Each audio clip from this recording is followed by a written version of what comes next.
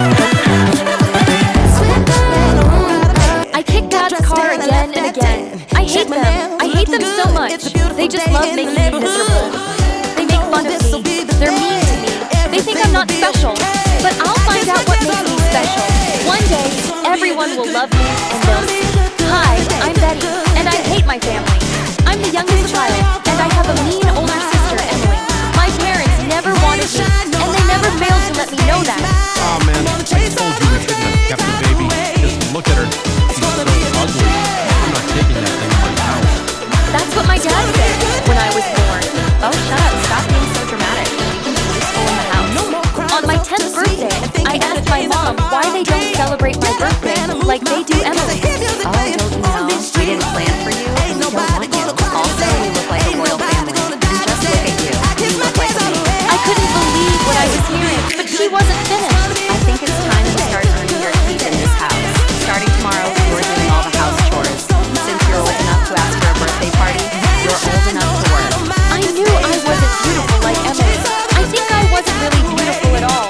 But something down in my soul told me that I'm special in some way. Not bragging, but I just knew it. I just had to find it. The next day, I was napping when my sister barged into my room and slammed the door. I woke up immediately, feeling really startled. She stood by the door with a sneaky smile on her face. Are you scared? I'm so sorry I woke you up. I was so angry. I knew she wasn't sorry. She got a thrill out of making me miserable. She was always trying to embarrass me at school too.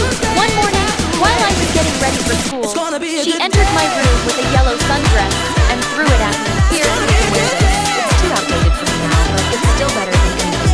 I knew immediately that she gave me that dress because she wanted to humiliate me. Sure, I replied.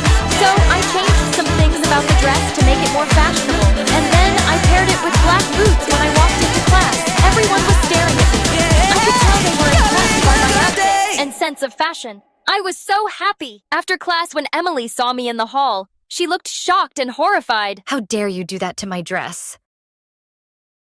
With that, she stormed off angrily, and I felt even happier. One day, I saw Emily going through Mom's cupboard and walking away with a box. Of course, they wouldn't mind her taking anything she wanted. But a couple of days later, Mom barged into my room with Dad and Emily right behind her. Accusing me of stealing her jewelry.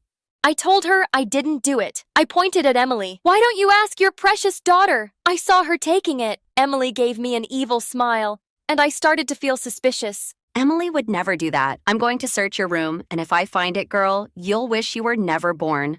What an irony! She searched my room and found the jewelry. I was dumbfounded.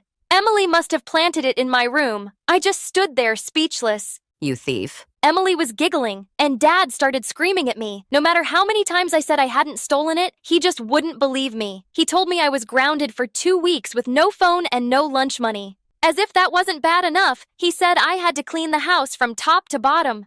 I looked at my dad with hatred. He pampered my mom and Emily, but treated me like dirt.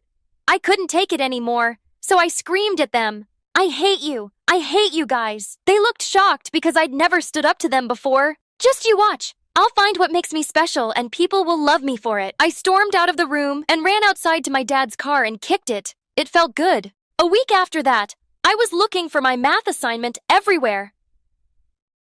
I asked Emily if she had taken it, but she said no. Of course, I didn't trust her. So I waited till she went out with her friends, and then I sneaked into her room. I wasn't surprised when I found it under her bed next to her headphone. I decided to take that too. That's when I discovered my love for music. Whenever I was upset and wanted to escape my family, I would go into my room and listen to songs on the iPod. I would sing along, and it would really calm me down. One day in the cafeteria, I was walking to a table when Emily suddenly threw something on the floor. Before I could stop myself, I had stepped on a banana peel, and I slipped with my lunch flying everywhere. I heard someone say, "What a clumsy fool." I was so embarrassed, I just ran out of there. After that day, I started eating in the school library all by myself. One day, during lunch break, I was listening to music on my iPod as usual, and I started singing along when I heard a voice say, "Oh my, you have such an angelic voice." I turned around to see it was the school librarian, Mrs. Shepherd. She looked really impressed, but I didn't believe her. "Thank you," but I don't think there's anything special about my voice. She told me to sing it again, and this time, she recorded it on her phone. I'd never thought about that. She played it back, and I heard the most beautiful tone. At that moment, I realized I'd discovered my gift. I was so ecstatic, I hugged her and said, "Thank you so much, so much. I've wanted to have something special my whole life, and you've made me realize what it is." I rushed home to tell my family about my singing ability. They just stared at me for a moment, and then burst out laughing. What an attention seeker you are, Betty. Just stop making stuff up. You're never going to be anyone special. After the jewelry incident, I hadn't been able to forgive Dad for not believing me and treating me badly. And he was just doing it again. I wanted to hurt him as much as he had hurt me, so I decided to call his company and accuse him of theft. Dad worked as an account manager for a business firm, and I wasn't exactly sure if he had stole from the company, but someone as horrible as him must be shady, and I wanted him investigated. At the end of my junior year, I was singing in my room when my sister screamed from her room. Stop squawking like a bird. I rolled my eyes and yelled, "You would know, since you screech like one." Just then, there was a knock at our main door. I ran to open it and found 2 male cops standing there. One of them asked, "Is this the Blackwell residence?"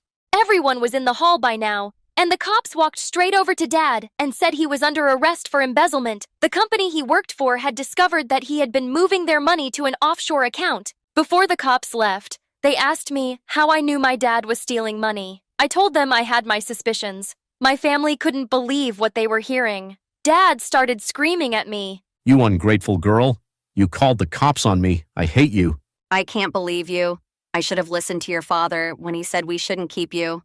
My sister could only scream and cry. I couldn't care less. After Dad was sentenced to jail, we became the talk of the town, and everyone looked at us with contempt. Mom decided to move us to a small town where we could start afresh. I was so excited because I didn't really have friends in school, because my sister had made everyone think I was a loser.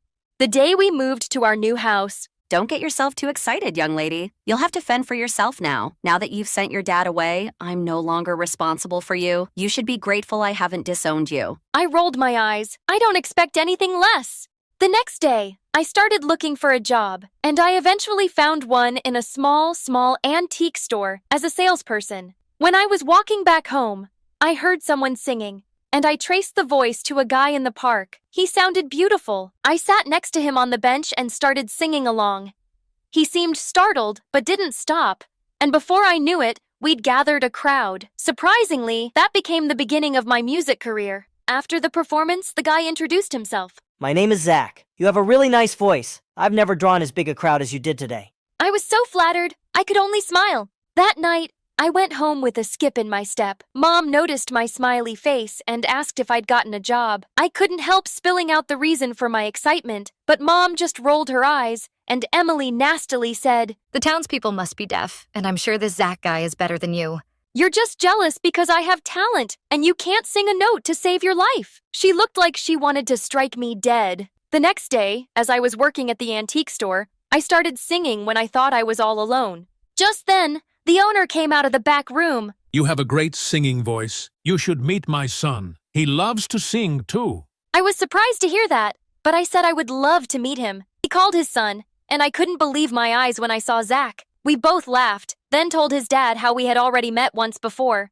And every evening since that day, we would go to the park and sing. We started making good money, and the townspeople were so friendly and kind to me. Zach welcomed me into their home, and his family became my family. During my senior year at school, I decided to participate in the annual talent show. I was dressing up at home for my performance when my sister locked me in the room. I screamed and banged on the door. "Open this door right now!" She didn't reply. I kept banging on the door. "I will be late for the show, you moron!" Give me money and I'll open the door. She was unbelievable. "You dumb fool. It's not my fault you're so spoiled you can't work to earn your own money." I became frustrated and threw my chair at the door. She wanted the money I'd been saving to go to college. I vowed I wouldn't ever share anything with her, even if we were the last 2 humans on Earth. I finally escaped through the window without injuries, and I made it to school just in time. I performed really well, and at the end of the show, an elegant, well-dressed woman walked up to me and said, "You have a great gift.